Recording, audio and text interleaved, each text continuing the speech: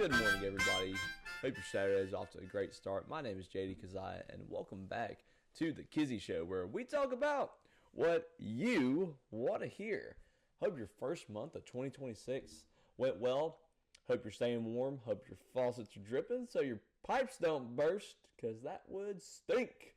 We're just getting out of a little cold front here, as most of the country is. So we're glad that the weather's not quite freezing down here. I heard it's supposed to get cold again next week, so womp womp. We got a great episode lined up for you guys. We're talking some Pro Bowl. We're reacting to the AFC and NFC championships. I don't know why I'm saying we. I'm the only one doing it. But first, let's talk some basketball. Not just any flavor of basketball. Let's talk college basketball.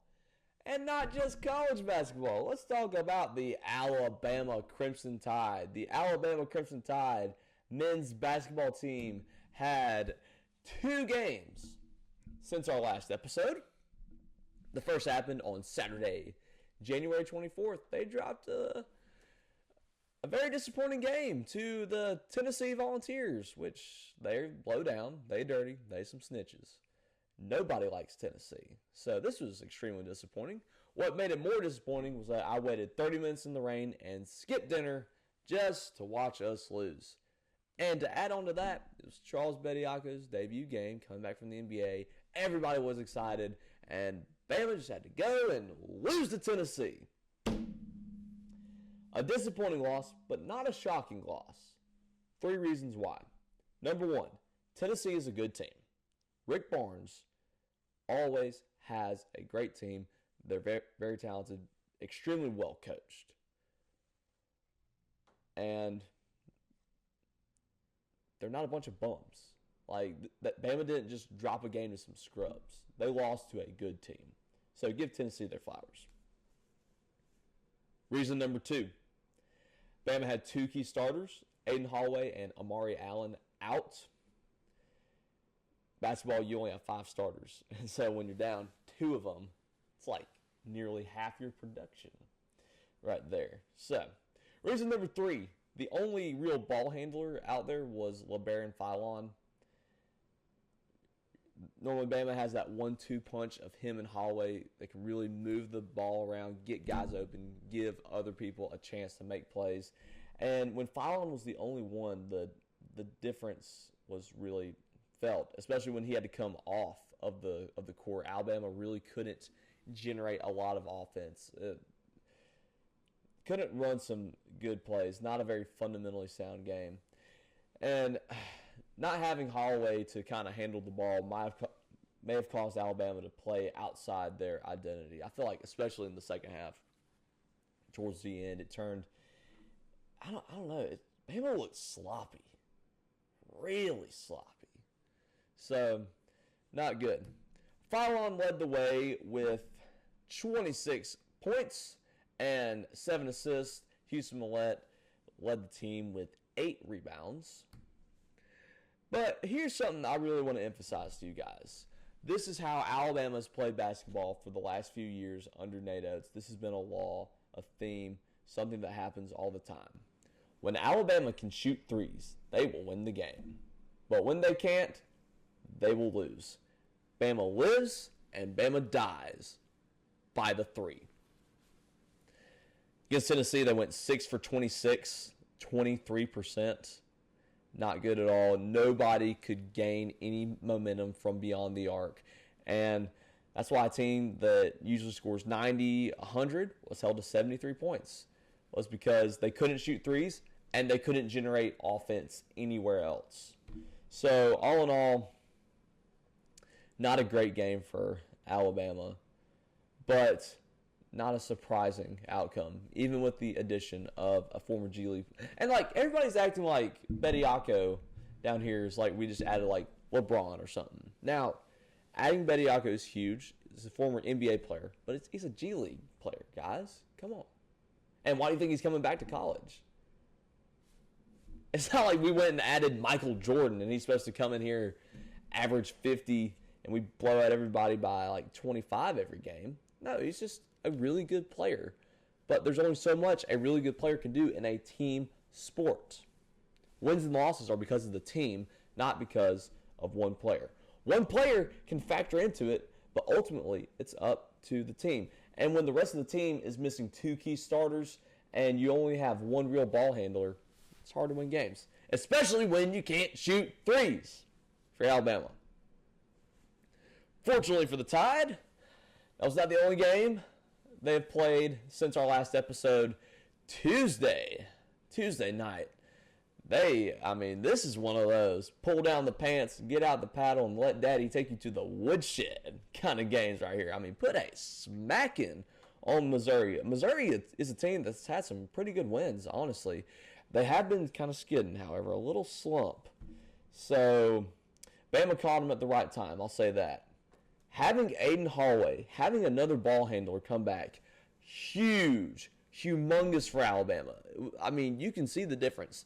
73 against Tennessee, 90 against Missouri. Latrell Wrightsell led the way, scoring with 21 points on 7 3-pointers. Ba-bang.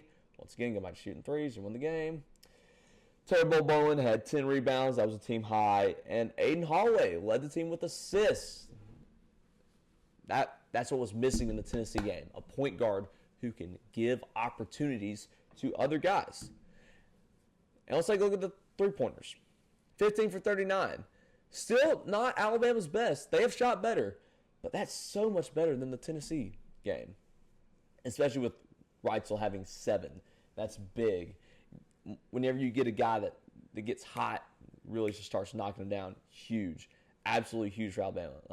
You see right here, Alabama could shoot the threes, and they won the game. Huge. Also huge, I would like to direct your attention to that little free throw percentage right there. 23 for 26. 88% from the line. I could be wrong here, but I don't recall a game this year where Alabama has shot better than that. Please fact check me on that, guys. I know people on TikTok, you love to tell me when I'm wrong. Appreciate that about you guys. But that's huge because, quite frankly, that's one of Alabama's weakest compartments of their game. That they really struggle from the free throw line sometimes. But if Bama wants to go on a championship run, they need to shoot the free throw well. The free throws have to be free. Key right there. The next game for the Tide is a big one. Sunday, taking on the defending national champs, the Florida Gators. That will be monstrous, a monstrous game, and kind of a prove-it game, because adding Charles Bediako, some people say that makes Alabama the most dangerous team in the SEC. Sure, they played a good game against Missouri, but I feel like Missouri's starting to slump a little bit. Missouri might not be as good as they once were, and they had a loss to Tennessee. So quite frankly, we haven't seen it yet. We haven't seen the dangerousness of Alabama. So this Florida game will be a great litmus test to see where the Tide is at right now. And this concludes our chat about basketball. Now, let's go to the gridiron. If you loved high-flying offense and fireworks and lots of points, then you would have hated the AFC Championship between the New England Patriots and the Denver Broncos in Mile High Stadium. Boy, first drive of the game, the Denver Broncos and Jared Stidham, I can't remember his first or second, but early in the first quarter, they went down, scored a touchdown. Stidham had a crazy 50-yard throw, and I was getting ready to talk about how Jared Stidham, he's the man, and the Broncos are poised to have a little run at the Super Bowl. Wish they would have been there. Duh. But then they didn't score another point in the rest of the game. Now, was that due to a blizzard coming out of nowhere and covering their field at Mile High Stadium in 2 feet of snow? Yeah, probably. But also the Patriots defense, phenomenal. Very underrated. I feel like nobody was talking about how great the Patriots defense was. So, hats off to Mike Vrabel and those guys. He's done a phenomenal job in 1 year. Turning this team, I think they had 4 wins last year, and now they're in the freaking Super Bowl. Dude, come on.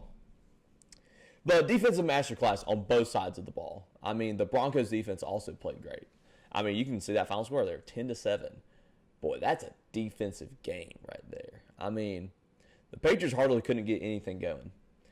I feel like the call of the game, the call that decided the game, this happened with 9 minutes and 28 seconds in the second quarter. Denver is on the New England 14 yards to the end zone. It's 4th and 1. And the Patriots offense has not been able to do anything all game. The Broncos are already up 7-0. The Pats have not been able to do anything all game. But Sean Payton decides to go for it instead of kicking the field goal and going up 2 scores. They miss the 4th down conversion, and then they don't score another point, and they lose by 3 points. I disagree with Sean Payton before the play, and I definitely disagree with him after because it didn't work. And especially after the game, especially after they only lost by 3. So a very questionable decision by Sean Payton there. Am I saying he's a terrible coach and should be fired immediately? No, absolutely not. Am I saying I'd make a much better head coach than Sean Payton? No, absolutely not. But even the best coaches make bad decisions every now and then. And this one was very costly. A very, very costly decision for the Denver Broncos. But shout out to the whole entire New England Patriots organization. Good on them getting back to the Super Bowl. Now let's jump to the NFC Championship. Hey, man, you want some fireworks? You want some offense? These two teams had it covered. The Rams and the Seahawks, absolute thriller. I mean, it's always so fun to watch a shootout. I mean, NFC West, these guys were playing like you're in an old Western, like a little cowboy, man, just slinging bullets back and forth, especially with 2 gunslingers at the helm of these teams with Matt Stafford and Sam Darnold. Absolute gunslingers. Hey, this is what you want a championship game to be. I mean, you want 2 great teams playing a great game of football. That is what a championship game should be. So who really won this game? We did, because we got to watch some great football. Both teams were good enough to represent the NFC in the Super Bowl, honestly.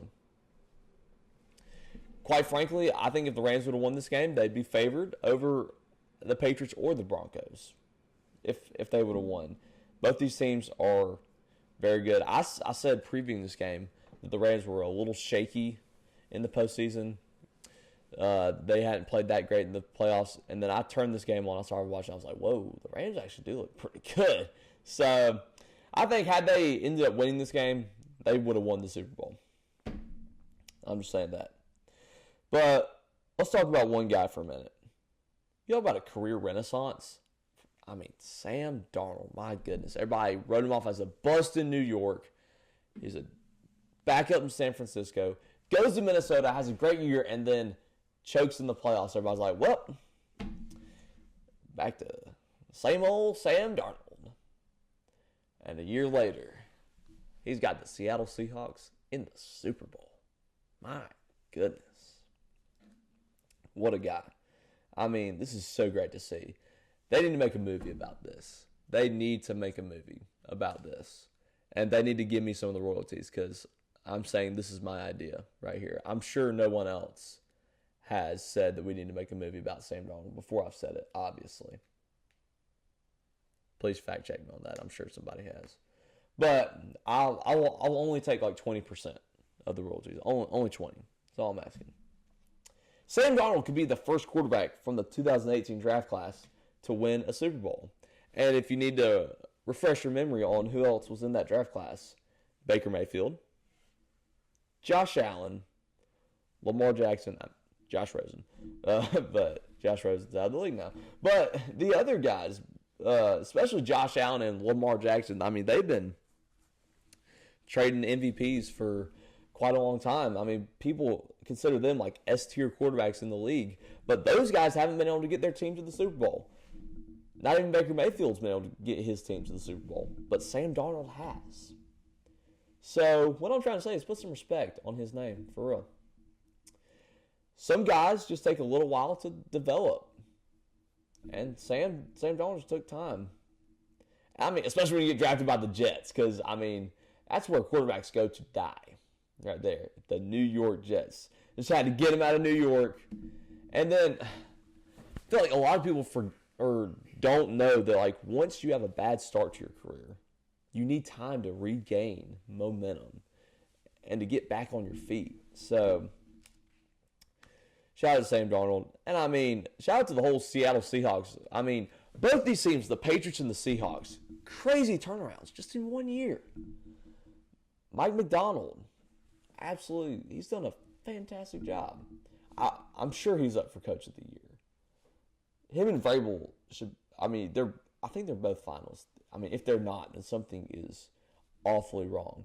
But this will be a great Super Bowl. This will honestly be a Super Bowl I will not be disappointed, no matter what happens. These teams are both very deserving of a win. But the Super Bowl is on February 8th. We have one more Sunday before then. And you know what happens on the Sunday before the Super Bowl. That is the Pro Bowl. The Pro Bowl. No annual event in human history has been nerfed quite like the Pro Bowl. I mean, back in the old days, the old school Pro Bowl, I mean, players actually competed. They hit each other.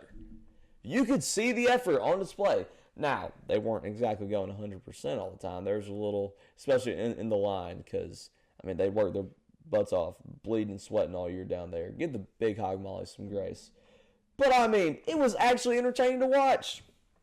I remember I used to be excited to watch the Pro Bowl. I honestly, some years I look forward to the Pro Bowl more than the Super Bowl. Just to see the NFL's best go out and compete against each other. So fun to watch the best from the NFC, the best from the AFC, go head-to-head on the gridiron. It was so fun to watch. Got great highlights, great games. But the main thing I want to emphasize, players actually competed. So fun to watch. Nobody likes watching people go half butt out there, if you know what I mean. People want to watch players give 100%. You're literally getting paid millions of dollars to play a game. Why not play the game with all you got? Come on now. Now it's the Pro Bowl games. Feels very Disney-fied, if that's not a word. I just came up with that. But it feels very Disney-fied, so watered down. I mean, some of the games are actually kind of fun. I mean, I kind of enjoy watching their little dodgeball and them throwing the quarterback throwing the ball to the targets, the little obstacle course. But, like, I don't want to watch football players play dodgeball. I want to watch them play football. I mean, is that crazy to say? Come on now. Boring off flag football. Now they're not even wearing pads anymore. They're playing flag football. Are you kidding me? I mean, I guess that's better than them just standing there and just love tapping each other in pads, I guess. But I mean, come on, man. It's so boring. It's been so nerfed, so watered down. Go back and watch Pro Bowls from like the 90s and early 2000s. Look those up on YouTube. Like, you'll see players, I mean, Randy Moss going absolutely crazy. My favorite Pro Bowl clip, I'm sure I've already shown it in this video, but Sean Taylor lighting up the Bills punter, like, just for no reason. It's so funny. Also, the voters seem like they're not as dialed as they have been in years past. I don't know, some of their choices are so questionable. It's like they just see a name, they're like, oh, I know who this guy is. Bing, let's get him. Or like, oh, this guy hasn't been yet. He deserves to go. Bing, when really he hasn't had that great of a season, and there's so many other better players. Now, I'm not going to name some specific choices because I have no right to shame NFL players to say they're not good enough, to say they're not good enough at football, or to like throw these voters under the bus. Because, I mean, they're people too, and they have their own opinions, and their opinion might be different than mine. Like, who am I to sit here to say, like, oh, Dak Prescott's not a good enough quarterback to be in the Pro Bowl? Like, I literally played scout team free safety. I have no right to judge NFL players. I have no right to say this guy is bad at football. Sure, maybe compared to other NFL players, he's not as good. But I cannot sit up here and say he is bad at football. He's in the top 1%. Every single one of these NFL players is in the top 1% of football players in the entire world. And that's something that the casual Joes like us need to do a lot better job. We need to stop saying, bro, this guy sucks. This guy would spank you. Anyways, all that to say, the Pro Bowl has been nerfed. My kids will never grow up wanting to watch the Pro Bowl. Probably not. Because quite frankly, will we even have a Pro Bowl in 5 years, in 10 years? I don't know. And ladies and gentlemen, that brings us to the end of another Kizzy Show episode. Thank you so much for watching all the way until the end. Please be sure to like and subscribe, turn on the bell, all the cringy YouTube stuff that I hate to ask you guys to do. But I'm going to, because I get more views. Be sure to check out our other videos here on the channel. Be sure to check out Monday through Friday. I lead everyone in a little devotional called Setting the Tone. I walk you through what I've been reading in the Word of God. We've been having some good times in Luke and in Proverbs. So if you haven't watched those, be sure to check those out. As always, God bless, roll tide, and we'll see you next Saturday.